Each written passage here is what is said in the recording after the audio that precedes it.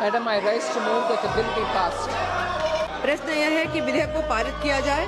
जो सदस्य इसके पक्ष में है वो हाँ कहें, जो सदस्य विरोध में है वे ना कहें। मेरे विचार में निर्णय हाँ वालों के पक्ष में हुआ, हाँ वालों के पक्ष में हुआ। प्रस्ताव स्वीकृत हुआ। 6 अगस्त को लोकसभा से पास हुए नए संशोधन के बाद यूपीआई पर चार्ज लगने के कानून के पास होते ही देश भर में सबके दिमाग में एक ही ख्याल आया कि क्या अब पेमेंट करने पर हमारे पैसे कटेंगे, और कटेंगे तो कितने, और अगर नहीं कटेंगे तो फिर इस संशोधन के बाद क्या बदल जाएगा, और यूपीआई पर चार्ज लगाने वाला कानून किसके लिए है। तो हर सवाल का जवाब आज आपको आसान शब्दों में बताएंगे। तो चलिए शुरुआत करते हैं। नमस्कार, आदाब, मैं हूं माहिरा गौहर और आप देख रहे हैं मुंसिफ टीवी। 6 अगस्त को लोकसभा में भुगतान और निपटान प्रणाली अधिनियम 2007 में संशोधन करने वाले इस विधेयक को पारित कर दिया गया, जिसके बाद सरकार को भविष्य में यूपीआई पेमेंट पर चार्ज लगाने की अनुमति मिल गई। सवाल उठने लगे कि ये चार्ज किसको देना होगा और कितना। इसको लेकर सरकार ने संसद इससे जुड़े तमाम A to Z डिटेल साफ कर दिए हैं। सरकार ने बता दिया है कि एमडीआर क्यों लागू करने की तैयारी है, इससे आम यूपीआई यूजर्स को कितना प्रभाव होगा। बताते चलें कि सरकार के मुताबिक लोगों के बीच होने वाली यूपीआई ट्रांसफर यानी कि person to person payment free रहेंगे। संभावित चार्ज मुख्य रूप से बड़े कारोबारियों पर लगने वाले हैं। एमडीआर यानी कि मर्चेंट डिस्काउंट रेट के रूप में हो सकता है, यानी फिलहाल आम यूपीआई यूजर मतलब हमें और आपको घबराने की जरूरत नहीं है।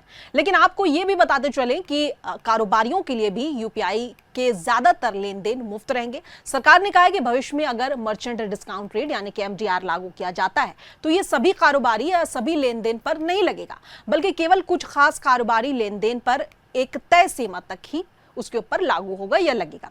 इसकी दर बहुत मामूली होगी, ये भी सरकार ने मेंशन कर दिया है। समझते हैं कि आखिर कानून में बदलाव की जरूरत क्यों पड़ी। वाले के ऊपर, सब्जी वाले के ऊपर, ठेले वाले के ऊपर, पटरी वाले के ऊपर एमडीआर चार्ज नहीं लगेगी। सर, छोटे मर्चेंट्स और किराना स्टोर्स हमारे इंक्लूसिव फाइनेंशियल स्कीम्स और सरकार के ये बहुत बड़ा कमिटमेंट है फाइनेंशियल इंक्लूजन का। Small merchants remain central to UPI's inclusive growth. उनके ऊपर हम कोई एमडीआर लगाने वाले नहीं है, इरादा नहीं है।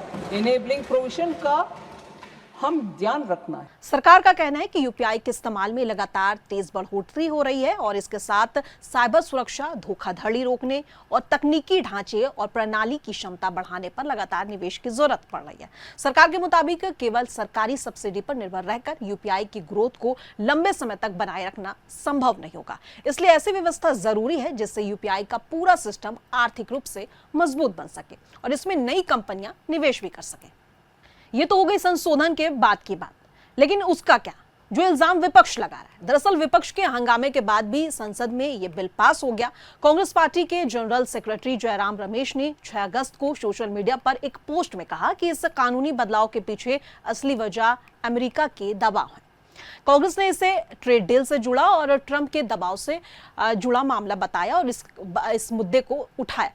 अब आपको इसी साल मार्च की बात बताते हैं, जब यूनाइटेड स्टेट ट्रेड रिप्रेजेंटेटिव यानी कि यूएसटीआर ने भारत की डिजिटल पेमेंट नीतियों को विदेशी व्यापार में रुकावट माना था और यूएस भारत व्यापार समझौते में एक मुद्दे ये भी शामिल थे। अलग अलग सेक्टर में ऐसी रुकावटें को दूर किया जाए, इसके लिए उन्होंने साफ तौर पर कहा था। अमेरिका का मानना है कि भारत की ये पेमेंट नीतियां घरेलू कंपनियों को फायदा पहुंचाती हैं। लेकिन वित्त मंत्री निर्मला सीतारमण ने इस सारे दावों को खारिज कर दिया है, जिसमें यूपीआई की शुल्क व्यवस्था में बदलाव को बाहरी दबाव से जोड़कर देखा जा रहा था। सरकार ने इसे गलत और भ्रामक बताया है। सरकार ने कहा है कि यूपीआई भारत की अपनी डिजिटल भुगतान व्यवस्था है और मौजूदा कदमों का उद्देश्य इसे सुरक्षित, सस्ता, समावेशी और लंबे समय तक टिकाऊ बनाए रखना है। तो फिलहाल के लिए वित्त मंत्री निर्मला सीतारमण ने साफ कर दिया है कि आम नागरिकों के लिए यूपीआई पूरी तरह फ्री था, फ्री है और फ्री ही रहेगा। कैसी लगी ये जानकारी कमेंट बॉक्स में बताइए और ऐसी तमाम खबरों को देखने के लिए मुंसिफ टीवी सब्सक्राइब और फॉलो कर लें।